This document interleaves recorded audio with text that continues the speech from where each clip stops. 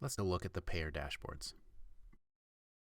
You'll notice the first payer dashboard is provider engagement. This is where dental customer service or dental provider relations can see the top users and profiles. This is our dev site, so not all this data is accurate. But you can see I can view the data by month, by week, or by year.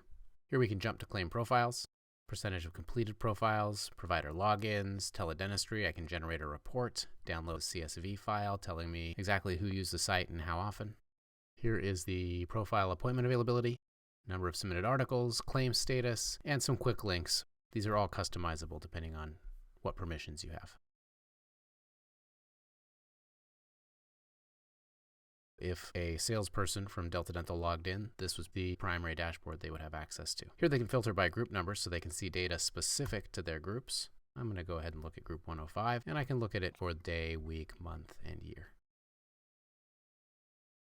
Healthy actions are broken into cost calculations, searches for providers, articles read and viewed, risk assessments taken, teledentistry appointments completed, and appointments requested.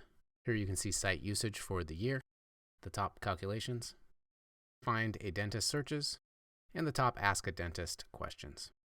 You can also see who's taking risk assessments and who's reading articles. If you need a custom report, you can ask for it here. Sales might also be interested in feedback. However, this is primarily for the Healthy Grid team, which builds this software. Because this site is user-driven optimized, feedback is critical, and we want to look and see how are users making the most of these tools and where can we make improvements. Here you see the Net Promoter Score for the month, and you can go backwards and see previous months as well. Here's some of the feedback from May. Here's someone who was not able to complete their task. If the problem was related to something technical or possibly on Moda's end, I could leave a note here. If it was technical on our end and it was resolved, I would leave a note, mark it as resolved, and save. Now, in the future, when we're viewing these tickets, we know if they've been addressed. You can also see a provider view, agent view, and all view. Payers can also look at performance monitoring. This dashboard shows you uptime, page load times, error rates, and users. You can sort this data by desktop, tablet, mobile. You can view the past 7 days, month, or even 12 months of data. Here you can see the response time, site usage visualization, and other data that is helpful to an IS department trying to determine if there is a problem on our end or if the problem is on their end with the API.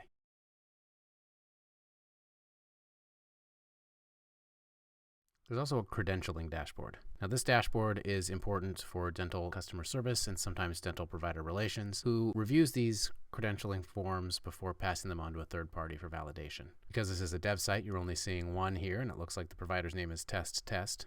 Looks like the status was rejected and there's a note that this is not real. But here you can see there are several documents, including the form they completed, and additional documents required as part of the credentialing process. The reviewer was Lauren, and it looks like the days left renewal are not available because, again, this is the dev site. Let's go ahead and change this to pending. Once this is saved, the provider is notified that their application is pending.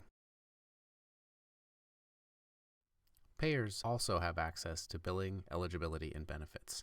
Providers have access to this too, however, the tools are more limited, so we're going to cover them from a payer perspective. This is our dev site, so I'm going to enter credentials for our fake member, Timothy Meehan. Here you can see relevant information about Timothy that may need to be accessed while on a call.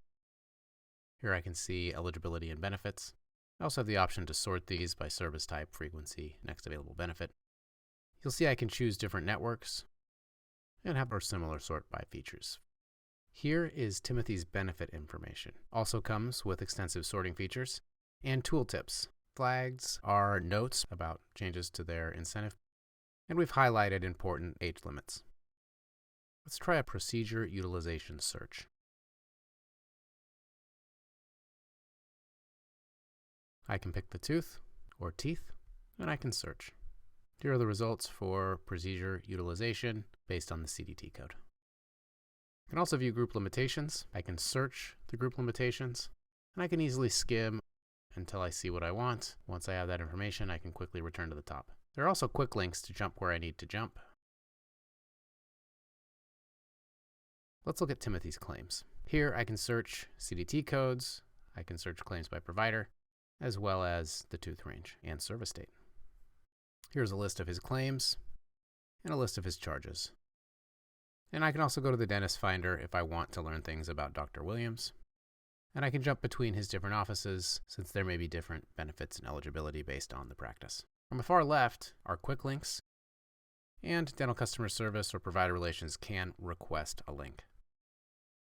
We also added an extensive notes section. This does allow for some rich text, including photos. I can even upload documents, which can come in handy in a future call. Let's look at handbooks and PDFs. This is a set of quick links to Moda and Delta Dental's plan PDFs. Here are documents that have been uploaded related to Timothy Meehan. And here are the explanation of payments for Dr. William Myers. I can also see the billing address and tax ID. Finally, if there are questions, here is the contact information for any provider who may be using this tool. This concludes the payers overview. If you're curious about the member or provider-facing tools, please see our other two videos.